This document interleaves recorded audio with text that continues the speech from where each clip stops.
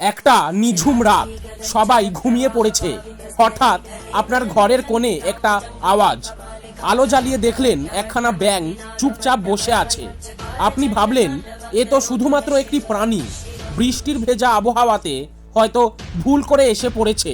কিন্তু যদি আমি বলি এই সাধারণ ব্যাঙের মধ্যেই লুকিয়ে থাকতে পারে এক অলৌকিক বার্তা, যদি আমি বলি এটি শুধুই একটি প্রাণী নয়, বরং অদৃশ্য জগতের এক সতর্ক সংকেত, এক অপঘাতের পূর্বাভাস, আজ আমি আপনাদের শোনাতে চলেছি এমন কিছু অজানা তথ্য যা হয়তো আজ থেকে আপনার চিন্তাধারাই বদলে দেবে। এই ভিডিওটি পুরোটা মনোযোগ দিয়ে দেখুন, কারণ এই প্রতিটি তথ্য আপনাকে বাঁচাতে পারে এক বড় বিপদ থেকে। বন্ধুরা, আজ আমি আপনাদের সাথে এক বিশেষ বিষয় নিয়ে আলোচনা করব। যদি হঠাৎ আপনার ঘরের মধ্যে ব্যাঙ দেখা যায়, তাহলে সেটিকে হালকা করে দেখবেন না, কারণ আমাদের প্রাচীন শাস্ত্র, পুরাণ আর লোকবিশ্বাসে ব্যাঙকে শুধুমাত্র একটি সাধারণ প্রাণী হিসেবে গণ্য করা হয় না, বরং এটি এক বিশেষ সংকেত বহন করে আনতে পারে।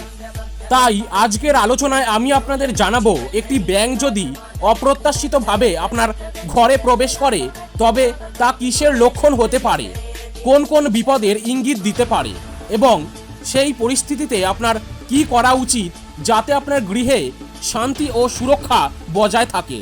বন্ধুরা, কখনো কি ভেবে দেখেছেন বর্ষাকাল বা ভেজা স্যাঁতস্যাঁতে আবহাওয়ায় ব্যাঙের আনাগোনা বাড়ে? কিন্তু ভেবে দেখুন তো, যদি বছরের অন্য কোনো সময়, যখন চারপাশ শুকনো অথবা বিশেষ করে রাতের অন্ধকারে সবাই যখন ঘুমোয়, তখন যদি হঠাৎ আপনার ঘরের মধ্যে একটি ব্যাঙ এসে পড়ে, তাহলে কি সেটা কেবলই একটি সাধারণ প্রাকৃতিক ঘটনা? শাস্ত্রজ্ঞরা মনে করেন এমন অপ্রত্যাশিত আগমন কোনো না কোনো অলৌকিক সংকেত বহন করতে পারে। হিন্দু শাস্ত্র ও পুরাণ অনুসারে ব্যাঙকে অনেক সময় ভগবান ইন্দ্রের বার্তাবাহক হিসেবে দেখা হয়।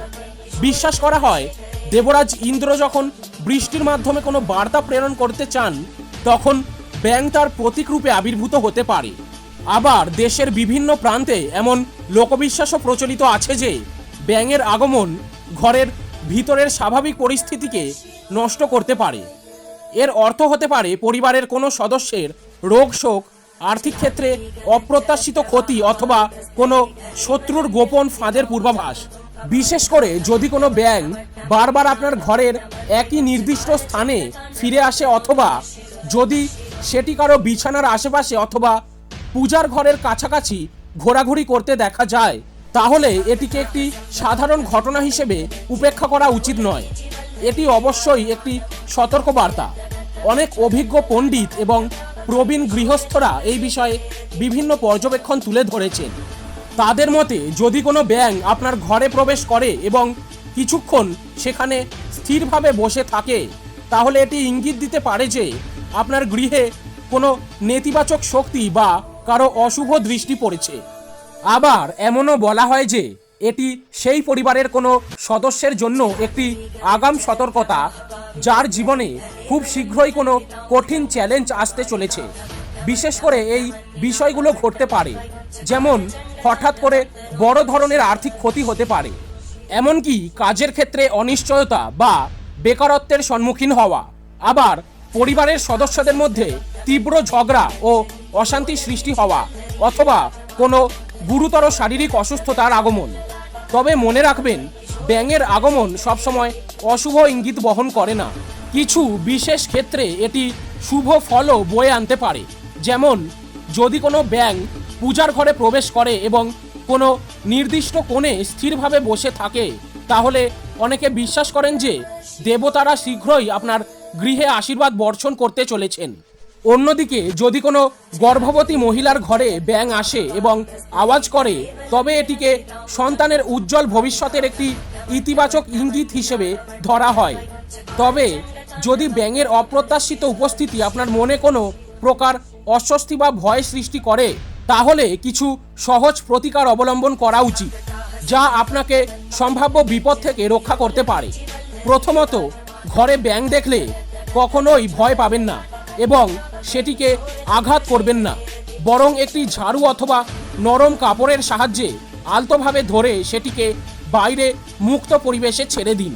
এরপর যেই স্থানে ব্যাঙটি ছিল সেই জায়গাটি ভালোভাবে পরিষ্কার করুন এবং গঙ্গা জল ছিটিয়ে দিন। বিশেষ করে ঘরের প্রতিটি কোণে গঙ্গা জল ছিটিয়ে দেওয়া উচিত। সন্ধ্যাবেলায় ঘরের ঠাকুর ঘরে একটি প্রদীপ জ্বালান এবং লক্ষ্মীনারায়ণ দেবের কাছে এই প্রার্থনা করুন, হে ভগবান, আমাদের গৃহে যেন কোনো অশুভ শক্তি প্রবেশ করতে না পারে, আমাদের সকল বিপদ থেকে রক্ষা করুন।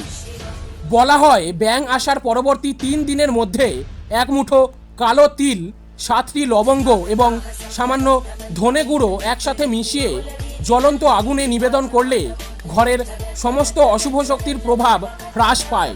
আবার শাস্ত্রমতে শনি ও রাহুর অশুভ প্রভাব থাকলে ঘরে ব্যাঙের আগমন বেশি ঘটতে পারে। তাই শনিদেবের মন্দিরে গিয়ে সরিষার তেল নিবেদন করে আপনার গ্রহের শান্তি কামনা করুন। প্রিয় বন্ধুরা, আমাদের ঘর কেবল একটি ইট কাঠের তৈরি স্থান নয়, এটি আমাদের শক্তি, বিশ্বাস এবং আশীর্বাদের কেন্দ্র। তাই যদি কখনো কোনো অস্বাভাবিক প্রাণী যেমন একটি ব্যাঙ অপ্রত্যাশিতভাবে আপনার ঘরে এসে পড়ে, তবে এটিকে অবহেলা করবেন না, বরং শান্তভাবে এর অন্তর্নিহিত বার্তা বোঝার চেষ্টা করুন এবং সঠিক প্রতিকার করুন। মনে রাখবেন, সচেতনতা এবং সঠিক পদক্ষেপ গ্রহণের মাধ্যমেই আপনি আপনার পরিবারকে বড় ধরনের বিপদ থেকে রক্ষা করতে পারেন। যদি এই ভিডিওটি আপনাকে কোনো মূল্যবান তথ্য দিয়ে থাকে তাহলে অবশ্যই একটি লাইক করতে ভুলবেন না এবং কমেন্টে বক্সে লিখে জানান আপনার জীবনে কখনো এমন অভিজ্ঞতা হয়েছে কিনা। বন্ধুরা, আজকের ভিডিওটি এখানেই শেষ করলাম। ভিডিওটি যদি ভালো লেগে থাকে কমেন্ট বক্সে জয় বজরংবলী লিখে দিন এবং আত্মীয় পরিজন, বন্ধু বান্ধবদের শেয়ার করে দিন যাতে তারাও এই বিষয়ে জানতে পারেন। এরকমই আরও গুরুত্বপূর্ণ ভিডিও পেতে চ্যানেলটিকে সাবস্ক্রাইব করে পাশে থাকা বেল আইকনটি প্রেস করে দিন। ভালো থাকবেন, সুস্থ থাকবেন, মনের বশে নয়, মনকে নিজের বশে রাখবেন।